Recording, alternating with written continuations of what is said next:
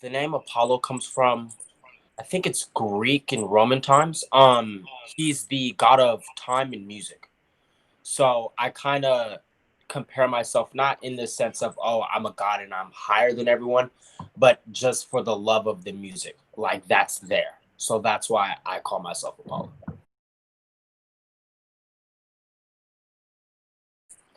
Hero means to me someone that can relate to other people and their struggles. And if they can't relate or necessarily relate, they could empathize and understand where that person's coming from, whether their views are right or wrong. You know what I mean? Like, because personally, I feel like the world lacks. Like, yeah, we have different opinions and everything, but at the end of the day, it's our opinion, and we should like respect that. You know, like whether like the case is. So I feel like being a hero is being like respectful person to all, but at the end of the day, like doing what they have to do what's right for the greater good.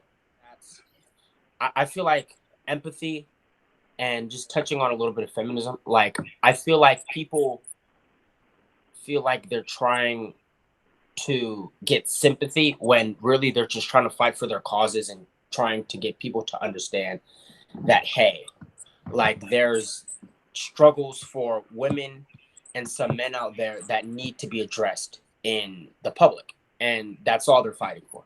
And I feel like people try to come up with these counter protests not because of what they believe in, but just to have a counter protest, you know, like, and I feel like that needs to stop. So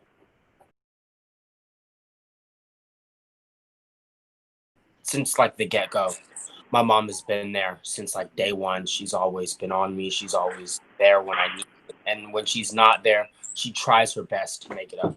You know? So um that's a quality in a leader. And really like since I was what? Like three, like she was kind of like my hero. Like she was like really like my superhero. Cause like I thought she could do anything in the world and she could get it done. Like and the determination she has and the drive and the diligence and just that intelligence like it's just what a hero needs because at the end of the day like they're human, they have emotions, but heroes don't let their emotions get ahead of them, you know. And that's something that my mom doesn't do. Like she makes sure whatever she has to do to get it done, she does it.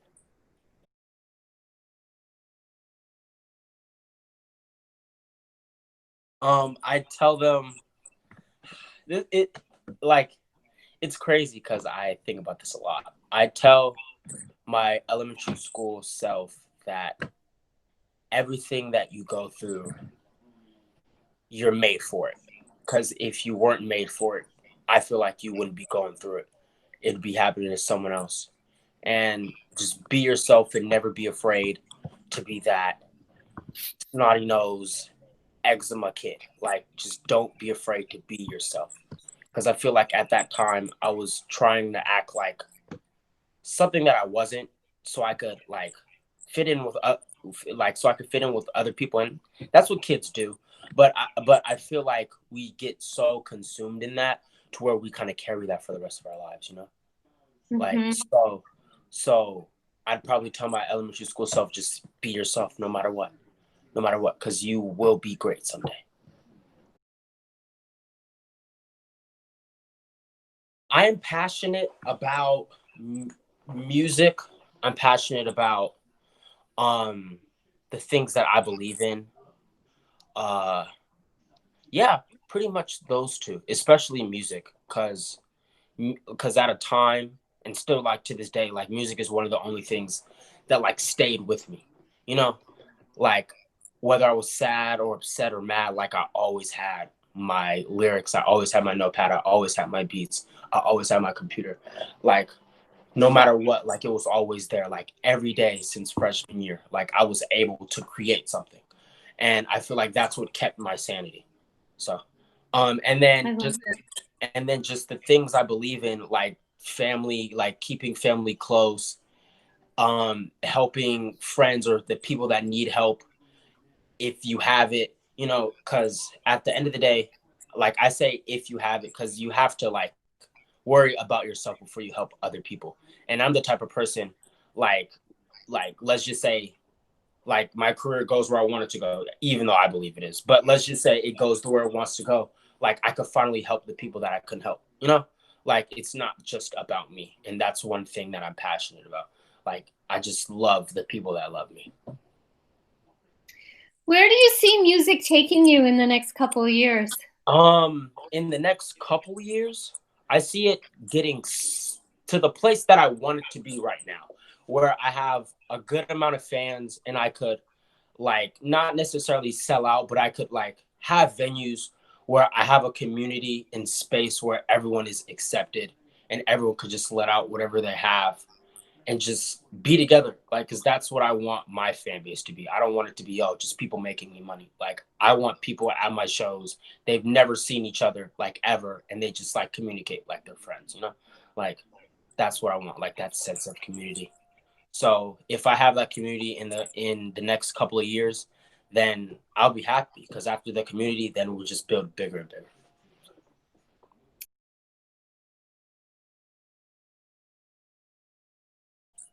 There's a couple. Some are controversial, and I could see, but I like Drake a lot.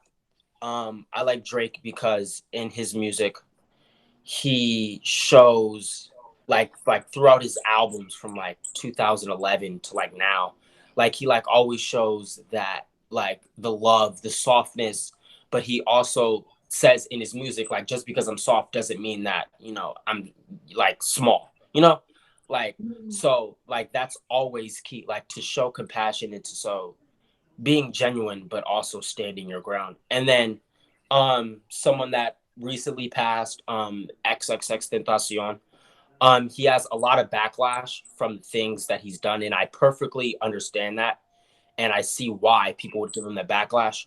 But in the midst of all the backlash, and it's crazy because I saw this tweet, like he was in the midst of changing, and it's kind of sad to believe that someone that loved the people that loved him so much wanted to die as much as he loved those people. And then right when he was recuperating, someone took his life. So like it's sad to see all the times that he wanted to end his life, it just didn't happen. But when he wanted to save other people's and was in the midst of saving his life, like it just got cut off. But while he was alive, it like he showed at every single show when he was done or in the middle of his shows, he always told his fans that they're worth something. Because usually celebrities like they're like, oh, I love you guys, and then they just move on. But like he'd like sit there and like talk to his fans and say, each and every one of you guys are special. Each and every one of you guys could do what you want to do as long as you put in the work and believe in yourself. Like, and no artist really does that now. Like, and that just kind of showed me that like there's hope, like there's people that still care, and let me be one of those people that care for the millions of people.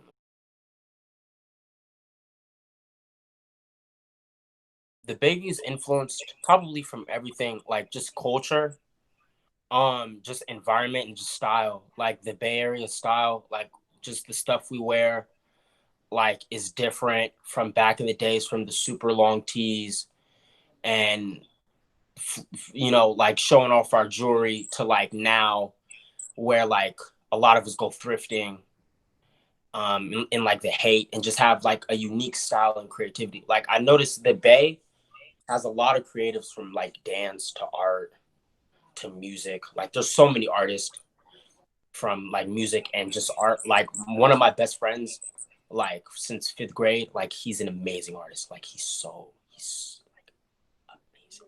Like and it just shows that being in different environments could influence that. Because I listen to more than just hip hop because of the people that I'm around. Like I'm not just around a predominantly like set amount of people or type of people to where only those influences could like come to me. So living in the Bay Area is just like a pool of versatility, and I feel like that kind of shaped and influenced me definitely. The neighborhoods influenced me. There's goods and bads. Um, the goods are like I don't know. Like it's always been the same since I've like been here. You know, like not a lot has changed. Maybe like some stores have been like kicked out, but like for the most part, like it's been the same. And then it also gives me motivation because I see a lot of people like in poverty. Like so it kind of gives me motivation to be not better as in they're bad, but like just become something great for myself and to where I feel successful and then go out and then help other people. Like, so that's how I think of that, especially in the Bayview and the Fillmore, because I went to school in the Fillmore for like 8 years. So that's kind of like home too.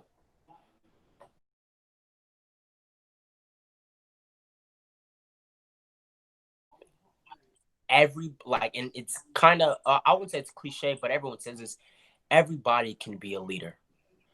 And if you just be yourself and stick to your gut, whether you're right or wrong, like you'll be okay because if you're wrong, now you know what you did wrong. So you know not to do that again. You know, so you just keep on going, you keep on going, you keep on going until someone looks at you and is like, I want to be like that. And it's crazy because at first, when I was like younger, like even 2 years ago, I never really thought I could be a leader because I was like, wow, there's so much to being a leader. But just like becoming myself, like and just realizing who I am, just like that little fraction of who I am, like I've attracted many people. So when I say be yourself, like it's really important to be yourself because there's 7 billion people in this world. You can't tell me that there's at least one person that won't like you. You know,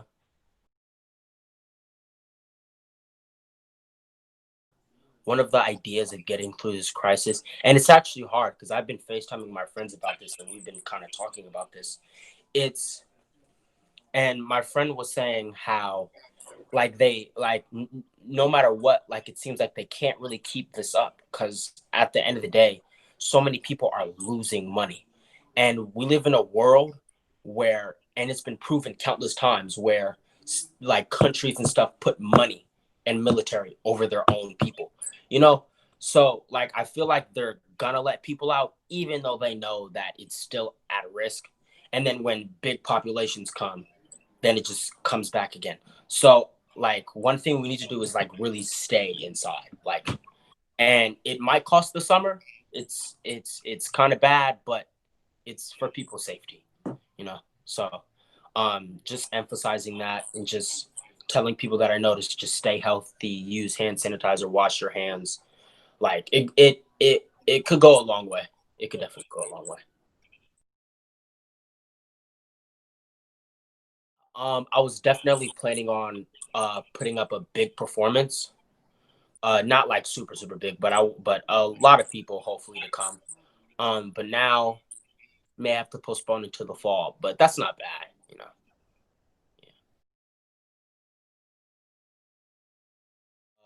Make music, uh, make a lot of music, write. I like to watch a lot of anime actually.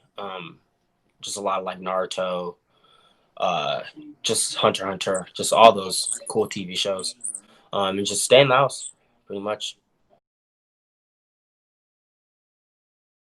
I'm reading One Flew Over the Cuckoo's Nest. It's really for school, but just reading the book, like it's actually a pretty good book. So I like it.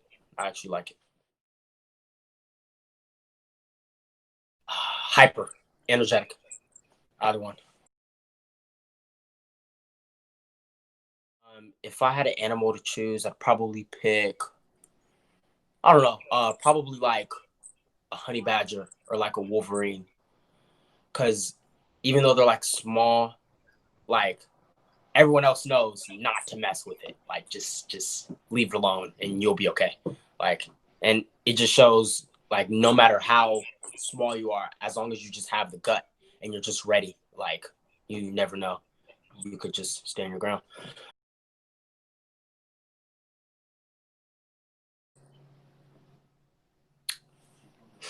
That's probably I really don't know. Uh I wouldn't call it joy, but I find the most peace when I'm with myself. Cause then I just kind of have myself and I get to think and like take care of myself. So probably myself.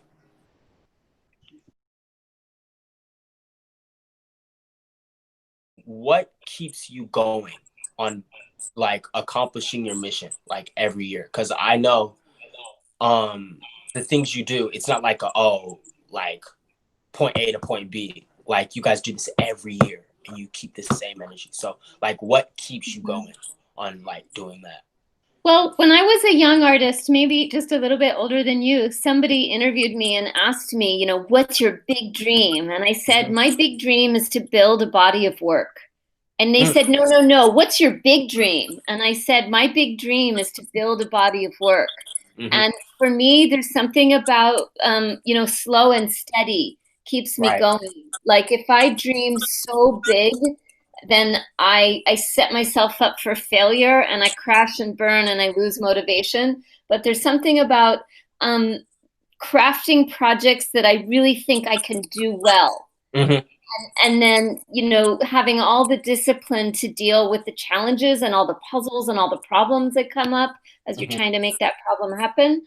And then making something happen anyway. Right. And that's what keeps me going is that cycle of setting up a challenge and moving through it in a way that feels like artistically interesting and also that affects people.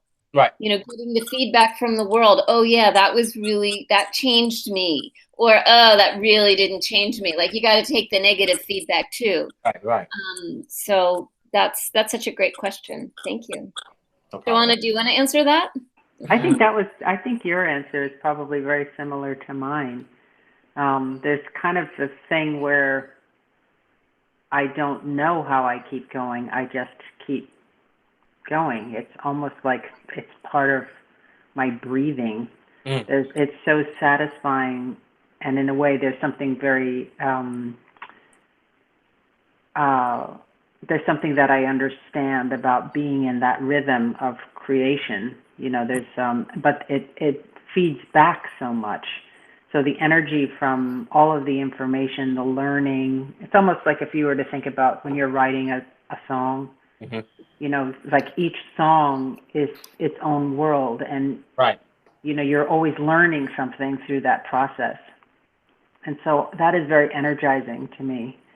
That after or during the process of making something, I'm always stimulated by all of this new information, and so that part feels really energizing. And of course, I like to be energizing. I energize, so yeah. But I also had another question for you, but I can save that if you have more questions. Oh, I actually don't. That was the biggest question Okay. I had actually.